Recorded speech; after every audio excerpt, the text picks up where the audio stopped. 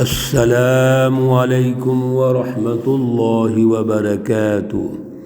اعوذ باللہ من الشیطان الرجیم، بسم اللہ الرحمن الرحیم۔ قالوا یا قومنا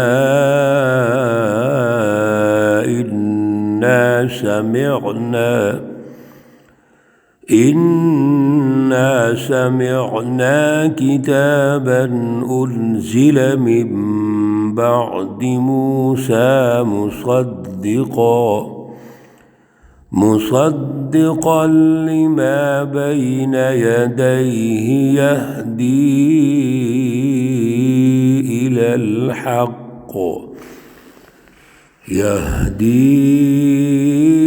الحق وإلى طريق مستقيم۔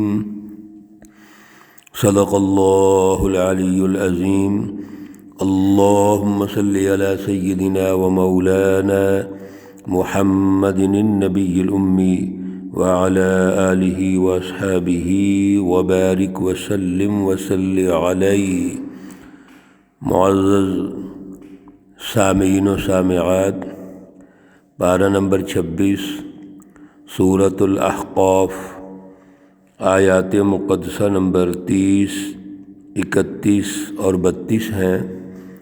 اللہ رب العزت ان آیات کا فہم اور شعور عطا فرمائیں اور عمل کی توفیق اور صلاحیت عطا فرمائیں۔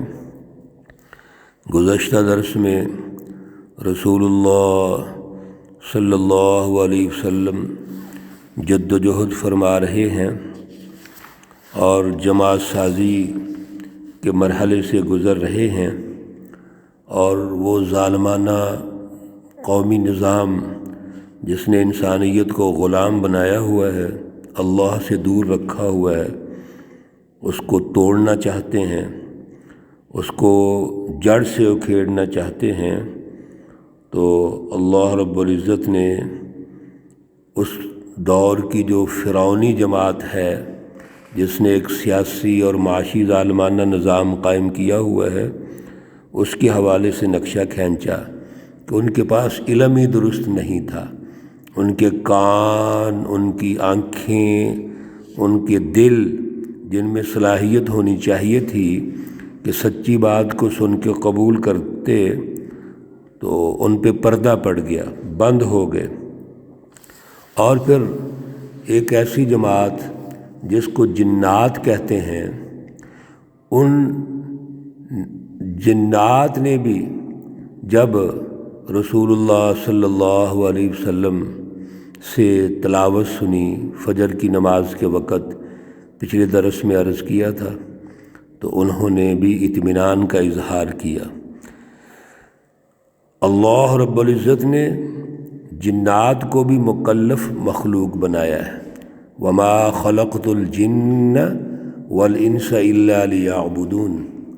یہ دونوں مخلوقات، انسان اور جنات، مکلف ہیں، یعنی باقاعدہ ذمہ دار ہیں۔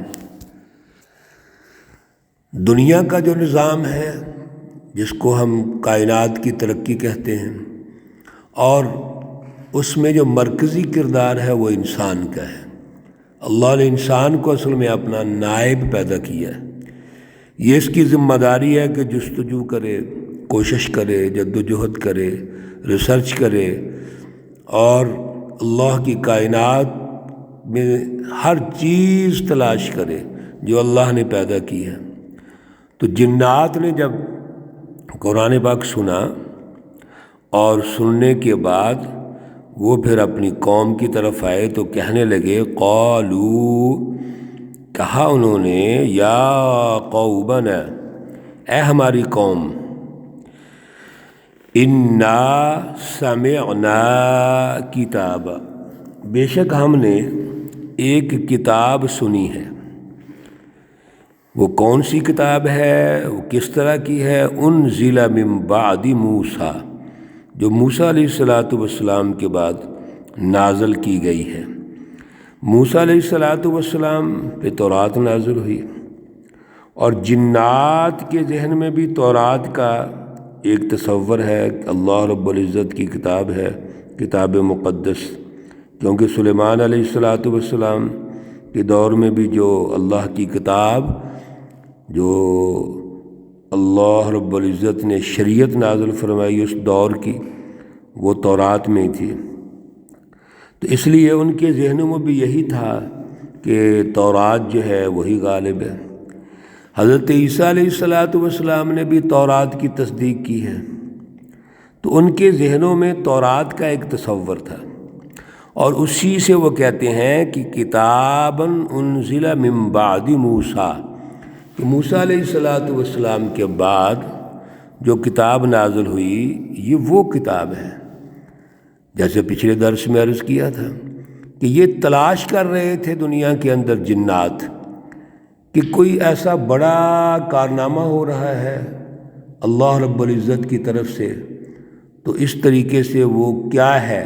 جب انہوں نے کتاب مقدس کی تلاوت سنی تو ان کو یقین ہو گیا، اور پھر یہ جو کتاب مقدس ہے مصدقا لما بین یدیہ، یہ تمام جو پہلی کتابیں ہیں ان کی تصدیق کرنے والی ہے۔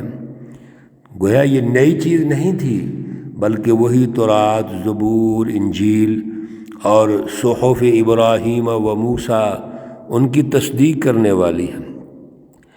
پھر یہدی الی الحق، اب وہ جو کتاب مقدس ہے وہ تو حق کی طرف سے رہنمائی دیتی ہے۔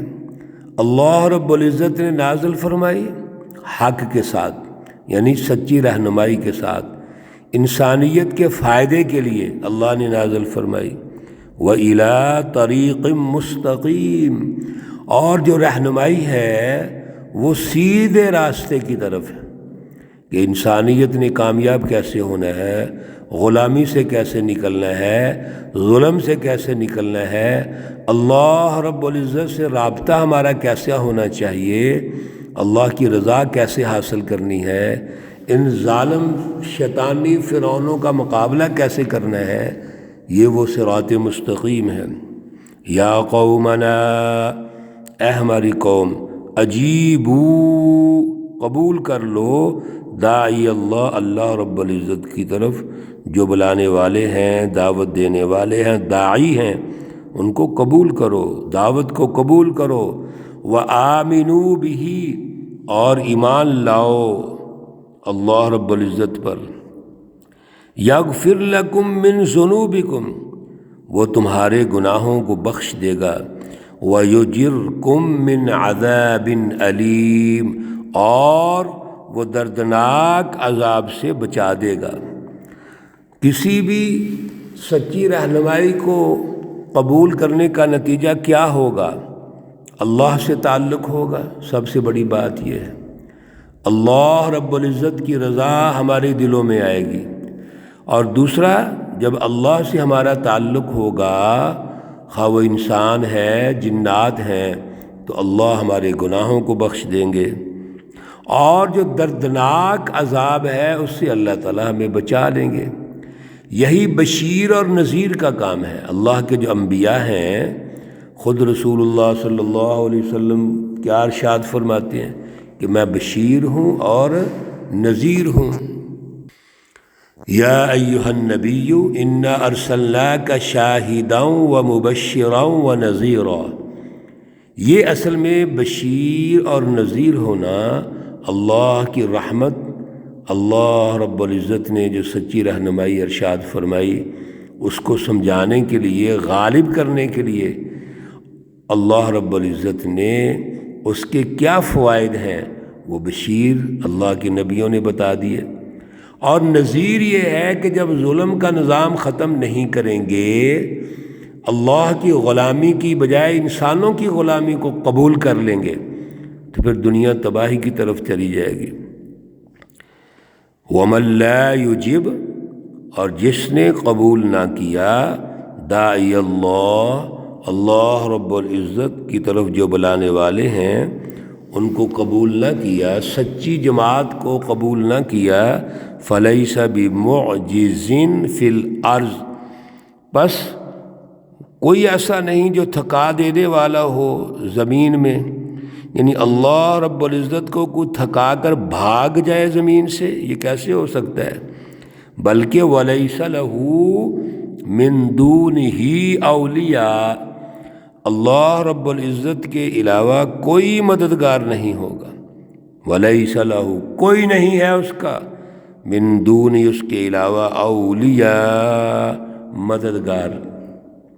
اولئک، یہی لوگ ہیں، فی ضلال مبین، کھلی گمراہی میں۔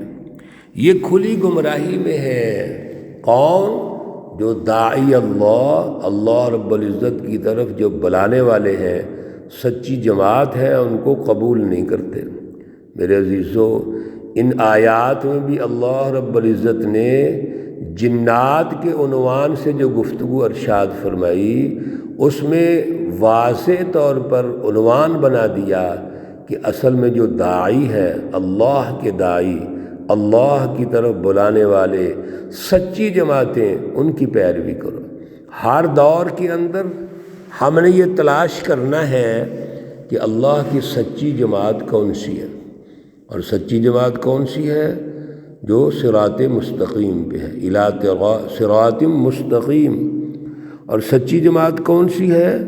جو یہدی الی الحق، جو حق کی طرف دعوت دیتی ہے، جو انسانیت کے تقاضوں کو پورا کرتی ہے، انسانی اقدار کو زندہ کرتی ہے، جو ظلم کو ختم کرتی ہے، غلامی سے انسانوں کو نکالتی ہے، انسانی حقوق کی پاسداری کرتی ہے، بلا لحاظ رنگ و نسل، مذہب، خطہ، تمام انسانوں کو اللہ سے جوڑنا چاہتی ہے اور عدل کا نظام قائم کرتی ہے، وہ سچی جماعتیں ہیں۔ اللہ رب العزت ہر دور کے اندر اور دور حاضر میں بھی ہمیں سچی جماعتوں کی پہچان پیدا فرمائے۔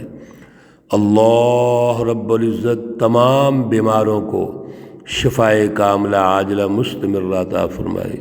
اللہ رب العزت تمام مرحومین و مرحومات کو جنت الفردوس میں اعلیٰ مقام عطا فرمائے۔ ربنا آمنا فاغفر لنا ذنوبنا وكفر عنا سيئاتنا وتوفنا مع الأبرار۔ ربنا تقبل منا إنك أنت السميع العليم وتب علينا إنك أنت التواب الرحيم۔ وصلى الله تعالى على النبي الأمي محمد وعلى آله وأصحابه أجمعين برحمتك يا أرحم الراحمين۔ السلام علیکم ورحمۃ اللہ وبرکاتہ۔